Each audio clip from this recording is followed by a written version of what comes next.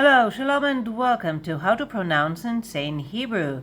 And today, word of the day, Milat Hayom, is how do we say end in Hebrew? Like end of the road, end.